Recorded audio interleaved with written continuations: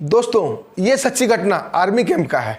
Army camp के एक शिव मंदिर के पुजारी को आतंकवादी किडनैप कर लेते हैं और उसके जगह पर उसका रिश्तेदार बनकर मंदिर में एंटर कर जाते हैं और एक दिन बाद अपने और 4 साथी को उस मंदिर में शिफ्ट कर लेते हैं। दोस्तों उनकी मंशा शिवरात्रि में उस मंदिर में विस्फोट करने का था, क्योंकि वो आत्मघाती दस्ता से संबंध रखते थे। तभी दोस्तों पुजारी की पत्नी जाके कमांडिंग ऑफिसर को बताती है कि हमारे पति 2 दिन से लापता हैं। कमांडिंग ऑफिसर का कान खड़ा होता है और तुरंत एक इमरजेंसी मीटिंग बुलाई जाती है, क्योंकि दोस्तों वो आतंकवाद प्रभावित क्षेत्र था और पहले से भी इंटेलिजेंस वाले ने उन्हें खबर दी थी कि आतंकवादी का नज़र शिव मंदिर पर है। और कमांडिंग ऑफिसर अपने बहादुर ऑफिसर के साथ एक गुप्त मंत्रणा करते हैं और एक ऐसा जाल बिछाते हैं दोस्तों कि सभी आतंकवादी उसे फंस जाते हैं। और फिर जो होता है दोस्तों, आइए दोस्तों पूरी घटनाक्रम को समझते हैं विस्तार से। दोस्तों ये सच्ची घटना लेह एयरपोर्ट के आगे क्यारी ट्रांजिट कैंप है और क्यारी ट्रांजिट कैंप के आगे द्रास वाली रास्ते में एक त्रिशूल बटालियन पड़ता है, जो कि न्यूमा चाइना बॉर्डर के पास है। न्यूमा जो है चाइना और हिंदुस्तान का एक बॉर्डर है, वहीं पर एक त्रिशूल बटालियन है।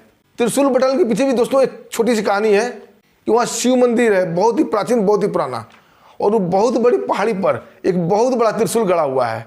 उसी त्रिशूल के नाम पर उस बटालियन का नाम पड़ गया है त्रिशूल बटालियन। हालांकि वो बटालियन ईएमई का एक बटालियन है। दोस्तों आपको बता दें, सेना के अंदर हर मंगलवार को मंदिर प्रोग्राम होता है और बहुत भीड़ होती है। लगभग प्रायः ड्यूटी वाले को छोड़कर सभी फौजी उस मंदिर प्रोग्राम में जरूर आते हैं। दोस्तों यहीं से आतंकवादी की प्लानिंग शुरू हो जाती है, क्योंकि आतंकवादी हिंदुस्तान से कभी भी आमने सामने की लड़ाई जीत नहीं सकते। वो हर बार मुंह की खाते हैं। और दोस्तों जब हर बार मुंह की खाते हैं तो उन्होंने एक प्लानिंग रच दिया और आत्मघाती दस्ते का 4-5 आतंकवादी इस प्लानिंग को अंजाम देते हैं और 21 फरवरी को पुजारी के भेष में उस मंदिर की तरफ जाते हैं। तभी दोस्तों वहाँ तैनात ड्यूटी पर जो एक फौजी था संतरी, वो रोकता है उन्हें और उनसे पूछता है आप कौन हैं। वो बताता है बेटा मैं पंडित जी हूँ, मैं यहाँ का पुजारी हूँ। वो जवान बोलता है यहाँ के पुजारी तो कोई दूसरे लोग हैं, आप तो आज पहली बार दिख रहे हैं।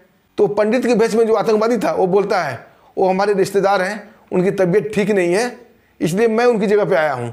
अब दोस्तों पंडित आदमी को, पुजारी को क्या कहना, वो जवान उसे जाने देता है। वो आतंकवादी मंदिर में जाकर सब कुछ देखता सुनता है। उसके बाद जो भी उसे शिफ्ट करना था, वो अपना जो भी बम ले जाना था, जैसे भी ले जाना था, वो अपना सामान वहाँ शिफ्ट कर देता है। दूसरे दिन 22 फरवरी को वो पुजारी अपने और 4 आतंकवादी दोस्तों के साथ आता है और चारों आतंकवादी पुजारी के भेष में थे, पंडित के भेष में थे। जब संतरी उन्हें रोकता है कि आप इतने लोग वहाँ कहाँ जा रहे हैं, तो पुजारी बोलता है कि बेटा शिवरात्रि आ रहा है और हमें बहुत सारा तैयारी करना है मंदिर में, इसलिए हमारे अकेले की बस की नहीं है, ऐसे भी हमारी उम्र हो गई है, इसलिए मैंने अपने 4 पंडित जी को और लिया है ताकि शिव जी की पूजा धूमधाम से इस शिवरात्रि में कर सकें। दोस्तों फौजी जवान कुछ भी नहीं बोलता, उन्हें जान देता है और ये 5 आतंकवादी शिव मंदिर में जाकर अपनी प्लानिंग सेट करने लगते हैं, क्योंकि उनकी मंशा थी कि मंगलवार को ब्लास्ट करने का, और मंगलवार को अगर कोई चूक हो जाती है और ये बच जाते हैं तो शिवरात्रि के दिन यानी कि बुधवार को ब्लास्ट करने का था। सब कुछ प्लानिंग सही चल रहा था। जो भी विस्फोटक सामग्री लाए थे थैले में वो जगह जगह लगा देते हैं। इनकी प्लानिंग का किसी को भी भनक नहीं लग पाता है, लेकिन बीच बीच में इंटेलिजेंस के द्वारा वहाँ के जो कमांडिंग ऑफिसर थे उन्हें आगाह किया जाता था कि शिव मंदिर बहुत ही प्राचीन है और बहुत ही बड़ा है, आतंकवादी की नज़र इस शिव मंदिर पर है, इसको नुकसान पहुँचाने के बारे में वो साजिश रच सकते हैं। सीओ साहब ने अपने जवानों को भी बता रखा था और जवान बिल्कुल मुस्तैद और अलर्ट थे, लेकिन किसी को ये भनक नहीं थी कि आतंकवादी पंडित बन के भी आ सकते हैं, क्योंकि ये मंदिर, ये पहाड़ी बिल्कुल दुर्गम क्षेत्र में है और पूरा फौजी छावनी से घिरा हुआ है। किसी की दुस्साहस नहीं हो सकती वहाँ पे जाने का, लेकिन ये आत्मघाती दस्ता थे, इन्होंने दुस्साहस कर लिया। इनकी प्लानिंग बिल्कुल सेट हो गई थी, लेकिन तभी दोस्तों एक चूक हो जाती है। चूक ये होती है कि पंडित जी की पत्नी बटालियन में जाती है और कमांडिंग ऑफिसर के पास रो रो के बोलती है कि साहब हमारे पति 2 दिन से लापता हैं, मैंने बहुत ढूंढने की कोशिश की लेकिन वो नहीं मिल रहे हैं, उनका फ़ोन भी स्विच ऑफ बता रहा है और कुछ भी उनका अता पता नहीं चल पा रहा है। दोस्तों जैसे ये बात सुनते हैं कमांडिंग ऑफिसर, वहाँ कमांडिंग ऑफिसर थे कर्नल राजन शुक्ला, तुरंत अपने बहादुर ऑफिसर्स और जवानों की एक दरबार बुलाते हैं। सेना में दोस्तों मीटिंग को दरबार कहा जाता है और दरबार में बताते हैं कि एक बहुत बड़ी चूक हो गई है और अगर हम लोग थोड़ा सा भी जल्दीबाजी दिखाएंगे तो हम बहुत बड़ा मंदिर से हाथ खो बैठेंगे और हमारे कई जवानों की बलि चढ़ जाएगी। और बताते हैं कि मंदिर में घुसपैठिए ने, आतंकवादी ने अपना कब्जा जमा रखा है, लेकिन उन्होंने ये काम बड़ी सावधानी से किया है और हमें भनक तक नहीं लगने दिया। हमें भी इतनी सावधानी से काम करना है कि उन्हें भनक तक ना लगे। और दोस्तों तुरंत पंडित जी का फ़ोन सर्विलांस में लगा देते हैं तुरंत लोकेशन ट्रेस किया जाता है।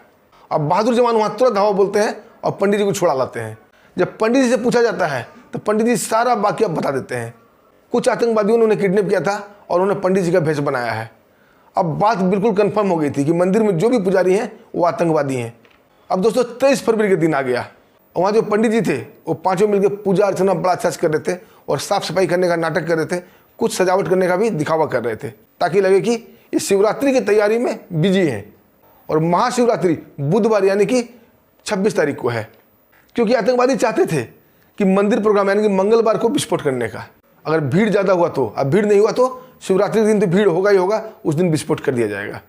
अब जैसे ही दरबार हटता है दोस्तों, प्लानिंग बिल्कुल सेट हो गया था। सभी जवान अपनी अपनी ड्यूटी पर चले जाते हैं, जिसको जहाँ जाना था वो चले जाते हैं। तभी एसएम साहब जाते हैं और पंडित जी को प्रणाम करते हैं। पंडित जी उन्हें आशीर्वाद देते हैं। एसएम साहब बोलते हैं कि पंडित जी, हमारे ऑफिसर्स आ रहे हैं यहाँ पर शिवरात्रि का प्रोग्राम में क्या तैयारी हो रही है, क्या कमी है, ये देखने के लिए, और आप लोग से आशीर्वाद भी लेंगे।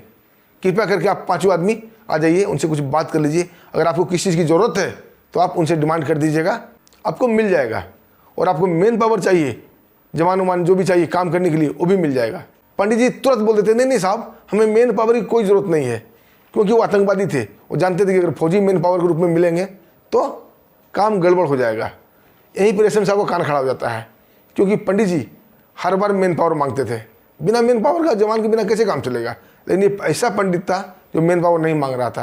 यानी बात बिल्कुल सिद्ध हो जाती है कि ये आतंकवादी थे।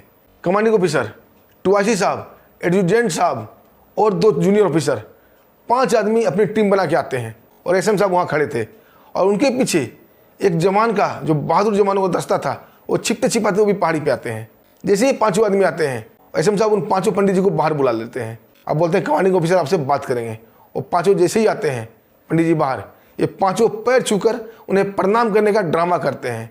वो जो आतंकवादी पंडित जी थे वो बिल्कुल निश्चिंत हो गए थे, शायद ये आशीर्वाद लेंगे, और आशीर्वाद के मुद्रे में खड़े हो जाते हैं। तब तक ये 5 आपस में आंख मिलता है और उनका पैर पकड़कर जोर से खींचते हैं। वो पीठ के बल गिर जाते हैं। ये इशारा था जवानों को, और बहादुर जवान जो कि पीछे छिपे हुए थे एकाएक 5 के ऊपर अटैक कर देते हैं और 5 को पकड़ लिया जाता है और 5 को वहीं पेड़ से बांध दिया जाता है। दोस्तों क्योंकि टाइम नहीं था, क्योंकि ये घटना सोमवार की है और मंगलवार को मंदिर प्रोग्राम था और बुधवार को महाशिवरात्रि था, इन्होंने कुछ न कुछ बम कहीं न कहीं लगाया था। अब ये पूछताछ शुरू हो जाती इनसे, लेकिन ये आतंकवादी पक्का ढीठ थे, कुछ भी नहीं बताते हैं।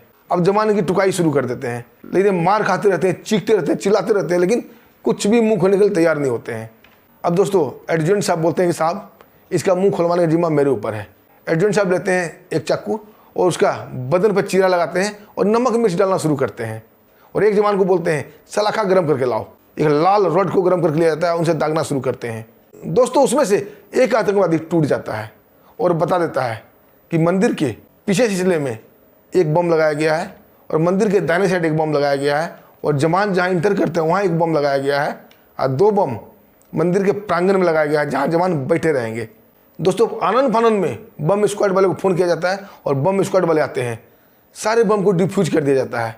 जब वो बम का निरीक्षण करते हैं तो बम स्क्वाड वाले बताते हैं ये बहुत ही शक्तिशाली बम था, अगर ये विस्फोट हो जाता तो इस मंदिर के साथ साथ यहाँ सभी बैठे लोगों का चिथड़े उड़ जाता और मंदिर भी साबुत नहीं बचता और हमारा देश एक प्राचीन मंदिर से हाथ धो बैठता। दोस्तों हमारे सीओ साहब राजन शुक्ला के सूझबूझ से ये 5 के 5 आतंकवादी पकड़े गए। दोस्तों क्या कहना आपको इस घटने पर, एक छोटा सा कमेंट जरूर कीजिएगा और फिर मिलते हैं एक शानदार सच्ची घटना के साथ। तब तक के लिए मैं आज्ञा दीजिए, नमस्कार, जय हिंद।